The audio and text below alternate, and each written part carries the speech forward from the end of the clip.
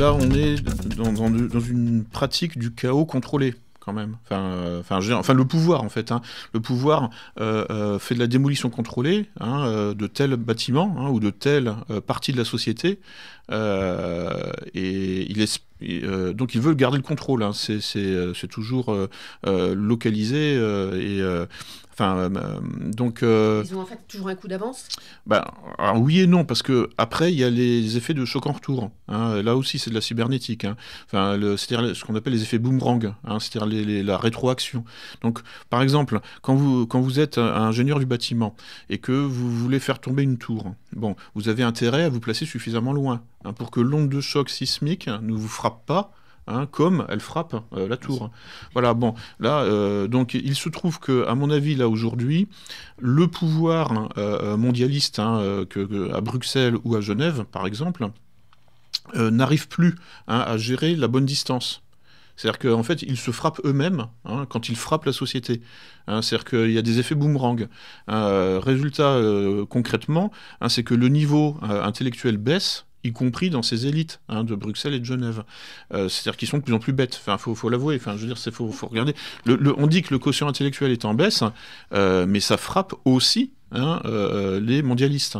Il n'y a pas de renouvellement des générations. Notre avenir, c'est une combinaison de deux films. Parce qu'il y a des gens qui pensent que notre avenir, c'est Matrix. D'autres qui disent non, c'est Idiocratie. Non, c'est les deux en même temps. C'est ça. C'est une dictature informatique qui ne marche pas. C'est ça notre avenir. Donc c'est le cauchemar absolu. C'est à la limite, non mais une dictature informatique qui marche. Bon, on pourrait se dire allez, bon, allons-y, c'est le sens de l'histoire. Allez, on y va. Si au moins ça marchait, mais ça ne marche pas. Et c'est vraiment ça le problème. Pour ça qu'il faut faire quelque chose. Et si je me mets à la politique, je regarde les choses non pas en fonction des idées ou des grandes théories de philosophie politique. C'est pas la philosophie politique qui m'intéressait quand j'étais en philo, c'est l'épistémologie. Et puis le langage. Bon, en fait, c'est l'histoire des sciences. Voilà. Mais l'histoire critique. Donc, on dit aussi que c'est la philosophie des sciences. Une révolution industrielle, c'est un paradigme. C'est l'apparition d'une nouvelle technologie qui change la vie de manière définitive. Aujourd'hui, je veux dire, en Occident, il est sûr et certain qu'on ne reviendra pas avant le chemin de fer. Klaus Schwab appelle l'informatique la 4e révolution industrielle. A priori, on ne reviendra pas en arrière non plus. Tout avec l'intelligence artificielle. Voilà. Je ne sais pas ce que vous en pensez alors à ce niveau-là, parce que là, la puissance tout d'un coup aussi de... Oui. Mais bon, on voit aussi que ça ne marche pas si bien que ça. C'est bourré de bugs. Erreur due au facteur humain, c'est-à-dire en fait au programmeur qui lui a fait plein de fautes. Donc on ajoute un deuxième ordinateur pour venir aider le premier, mais le deuxième ordinateur, s'il a été mal programmé aussi avec des fautes à cause d'un programmeur qui n'a pas le niveau en réalité par rapport aux années 80, eh ben, il va falloir rajouter un troisième ordinateur qui vient corriger et voilà. Parce qu'alors du coup on peut apprendre beaucoup de choses qui sont de l'ordre de l'erreur en fait. Exactement. Okay. Et on vit dans un monde en fait où l'erreur va devenir omniprésente. Enfin l'erreur, donc l'erreur informatique, mais comme l'informatique est ambiante avec l'intelligence artificielle, en fait ça va, l'informatique va encadrer nos vies de manière croissante, mais avec de plus en plus d'erreurs. Enfin, vous imaginez le cauchemar, parce que par exemple, tant que c'est la nature qui encadre nos vies, donc bon, en fait, la nature ne fait jamais d'erreur. Enfin, en fait, il y a des forces contradictoires, mais ce que je veux dire, c'est que il y a toujours une synthèse. Enfin, la génétique, le codage génétique, en fait, ne se trompe jamais, pour ainsi dire. La nature retient malgré tout ce qui marche. Ah oui. En fait, comment dire, à grande échelle. Ouais. Et donc, il y a des erreurs, mais les erreurs, par définition, marchent moins bien. Ouais. Et donc, elles sont évacuées, tout simplement. Mais plus on s'éloigne de la nature, plus la technologie s'éloigne de la nature, plus on s'éloigne du modèle qui marche, et on va vers des modèles qui n'ont pas encore été testés. Vous voyez ? Et ces modèles qui n'ont pas encore été testés doivent devenir normatifs. Vous voyez ? C'est là le problème, c'est que la règle et l'exception s'inversent. Et c'est... Pourquoi pourquoi des gens ont cru au récit officiel du Covidisme et pourquoi d'autres n'y ont pas cru. Alors là, c'est très difficile. Je n'ai pas réussi à trouver vraiment de dénominateur commun empirique. Une sorte de récompense, on récompense l'obéissance et on fustige ceux qui mettent en danger en fait la communauté. Oui, bien sûr, oui, voilà. Mais du coup, comment est-ce que ces gens qui ont été pointés du doigt comme étant des complotistes parce que eux voyaient en fait le marionnettiste et les ficelles derrière tout ça, comment est-ce que ces gens finalement, comment est-ce qu'on peut maintenant faire passer le message? Là, il faut se former un peu justement aux techniques de communication, la communication stratégique, parce que bon, en fait, après, il faut jauger, faut tâter le terrain, faut voir jusqu'où je peux aller.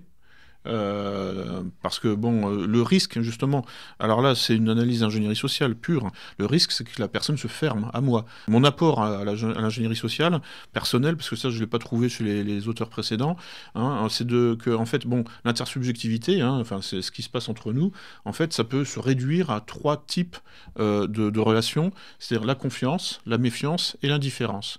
Et donc il y a des nuances évidemment, et puis mais globalement ça se réduit à enfin, toutes nos relations peuvent s'inscrire à l'intérieur en fait de ces 3 catégories.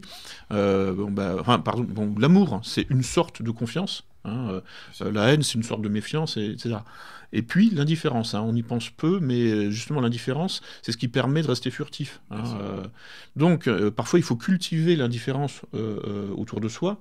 Enfin, à l'égard de sa propre personne, justement pour essayer d'influencer les autres, pour en fait orienter sur le message et pas sur le messager.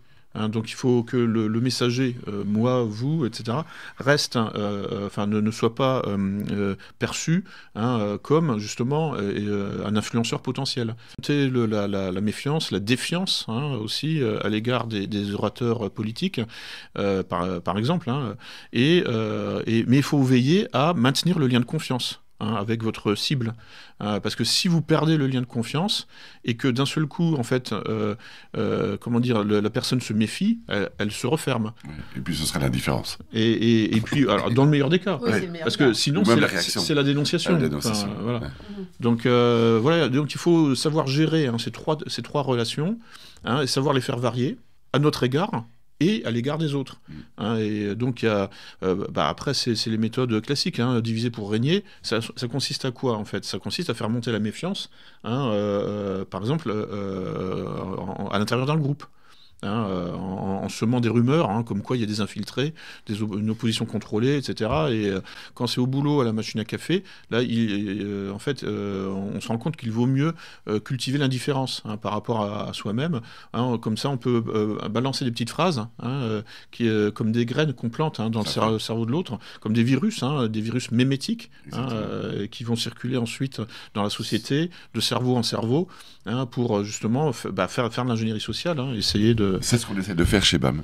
Merci beaucoup pour cet entretien super intéressant. Oui, Bameuse, Bameur, n'oubliez pas que nous sommes un média indépendant, qu'on a très peu de moyens, que bientôt on va vous informer concernant une campagne de crowdfunding qu'on est en train de mettre en place, et on comptera sur vous pour nous aider et pour surtout communiquer aussi autour de vous, parce que ce dont nous avons parlé aujourd'hui, en fait, finalement, c'est ce que nous essayons de faire depuis 3 ans, plus. En tant que média citoyen et minoritaire, mais de plus en plus grand et de plus en plus, en tout cas, conscient de l'importance qu'on peut avoir. Merci à tous et à tout bientôt.